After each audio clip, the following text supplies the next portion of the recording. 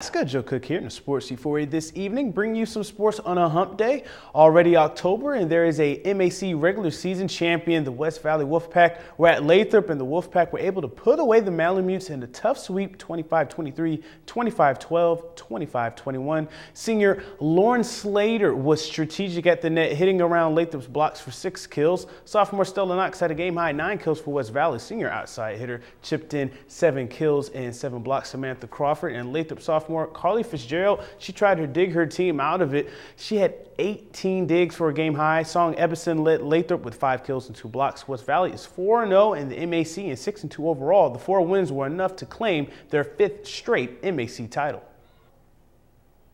It's nice to have, I guess, just for record's sake, but all that does is give us #1 seed, which means we get a night off the first night while the other 2 teams get to get their jitters out. I'd almost rather play the first night so that we can get the feel of the big competition. We did good. We need to really work on our talking. We completely fall apart when we stop talking, and it really shows during our passing and everything. So I think we did great. Like, we won in 3 games. I think that was one of our goals. We went down, but we never said, we're done.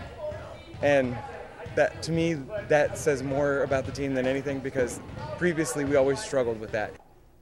And the Austin Ravens, they played the Monroe Rams last night. They played them pretty tough, but the undefeated Rams were still able to get the sweep. This one 25-22, 25-23, 25-18 in favor of Monroe. The Rams are now 12-0 overall and 8-0 in the Aurora Conference.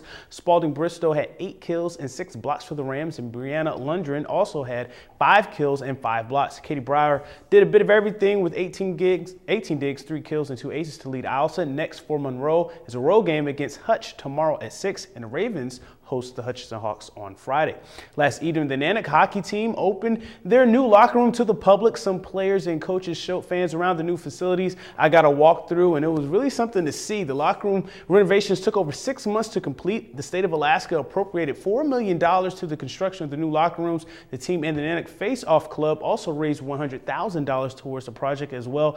It's complete with lots of space, a nice emblem in the center, and in the ceiling of the locker room, lounge area, murals of hockey alums and awards and honors posted on the main hallway of the locker room area. Other local hockey teams will have access to these new facilities as well when they compete in the Carlson Center. Fans were impressed, and players feel an elevated sense of pride and excitement for the new locker room.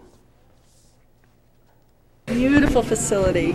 So nice to see. If you knew what they had before, to see what they have now. It's just gorgeous. I think it's going to really help boost morale and just give them inspiration to perform better than they have in the past, which is not that bad, but it's a lot different than last year's locker room, and you just feel a lot more professional, I guess, and it really creates a bit of a bond between guys too, because everyone's excited, and then we take that excitement on the ice and look forward to a good year.